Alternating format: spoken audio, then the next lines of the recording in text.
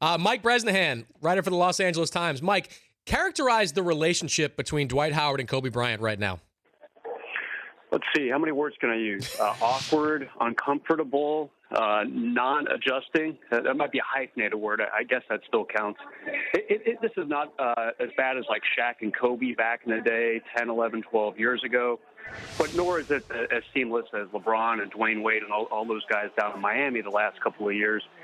Kobe and Dwight just not fit for each other, it appears, in this Laker offense in particular. Like, it seems like a big difference to me is that Kobe wants to win now, and Dwight isn't 100% all in on winning right now. Is that fair to say?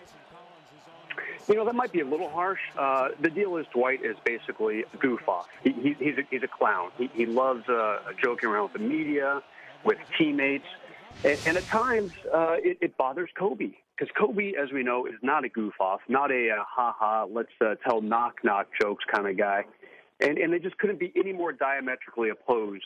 I believe Dwight does want to win, but he does need to be a little more serious, for sure, in Kobe Bryant's eyes. But if they were winning and he was playing well, it wouldn't matter, right? Yeah, no doubt about that. I mean, the fact that Dwight just hasn't looked like the Dwight Howard we've all been used to the last 7 or 8 years, really for more than 2 or 3 games at a time with the Lakers at all this season, it's really been kind of perplexing. It's mostly injury related or surgery related. Obviously, had the back issues, had that taken care of last April. But he's just not 100%. The Lakers are not even close to 100%. And anything Dwight does is very, very heavily scrutinized by Laker fans as well as media covering the team. Are the Lakers going to be patient with Dwight as far as his ability to play through these type of injuries? It seemed like, Mike D'Antoni occasionally pokes him. Kobe's not even subtle about it with the way he pokes him. Is the organization, are they going to be patient with him as he continues to try to come back from this stuff? Well, I think the patience wore thin as soon as Pau Gasol was deemed out for 6 to 8 weeks with his tear in the bottom of his right foot. All of a sudden, any goodwill that Dwight had banked as far as, hey, guys, I'll be fine once I get healthy, that all went away. It had to. There's no other big man on the Lakers team other than Robert Sacre, the last guy taken in the draft last June. It's just they're down to nobody after Dwight Howard. Earl Clark finished the game at center for them the other night in Brooklyn. It's down to nothing, as is the patience with really any injured player on the Lakers right now. Fast forward 6 months from Mike. Training camp, sure. 2013, 2014. Mike D'Antoni, Dwight Howard, Kobe Bryant. Which players / which people are on the Lakers? Kobe Bryant for sure. He's got one more year at $30.5 million. I don't see anybody acquiring that in the trade, nor do I see him walking away from that money, regardless of how poorly the Lakers are playing this season. I also think D'Antoni's around. He's got 2 more years and $8 million on his contract. Lakers are already paying Mike Brown $6 million over the next 2 seasons. I don't see them making any changes there. I think Dwight might be the guy to go. I would say it's about a 15% chance he stays.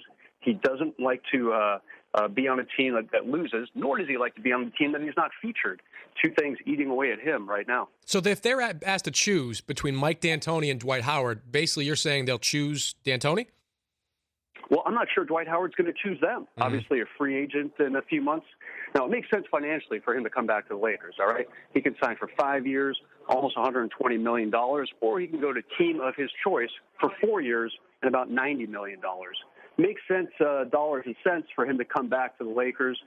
I'm not sure he wants to. He's not really liked by Kobe at this point. The offense is not tailored to him in the least. Yeah.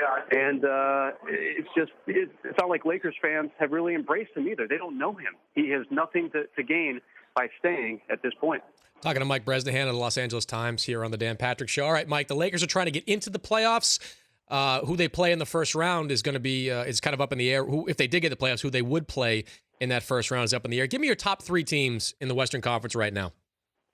I still love Oklahoma City, and it's so funny because everybody was throwing dirt on that grave a few months ago, traded James Harden right around the end of the exhibition season. I'd like to have a couple of the stories back that I wrote, Chris. I'm not going to lie to you. I said, the Lakers, they have an intentional walk to the NBA Finals. Now that Oklahoma City has dealt James Harden. But they still look pretty good. They look very good, actually. San Antonio, a little too many injuries for my taste, but obviously a strong number 2 in the West. Then it gets a little murky. Clippers, Memphis. I'm going to go with Denver, even though I think they're sixth right now. I really like the mix that they have. Kenneth Faried is looking really good and really active down low in his second NBA season. What's the Clippers' ceiling right now when they get to the playoffs? Kind of woeful. They were LA's darling just a few weeks ago. They've been struggling. Injuries obviously playing a part. I think they had their first practice of the season yesterday where all of their guys were healthy. So that will definitely help them. But at some point, you have to think that the Clippers are going to say to themselves, why are we playing so low? Where are we here in the playoffs? What are we doing here? We're the Clippers. And at some point they're going to fall on their face. I see them as a second-round knockout at this point. Thank you, Mike. Anytime, Chris. That's Mike Bresnahan.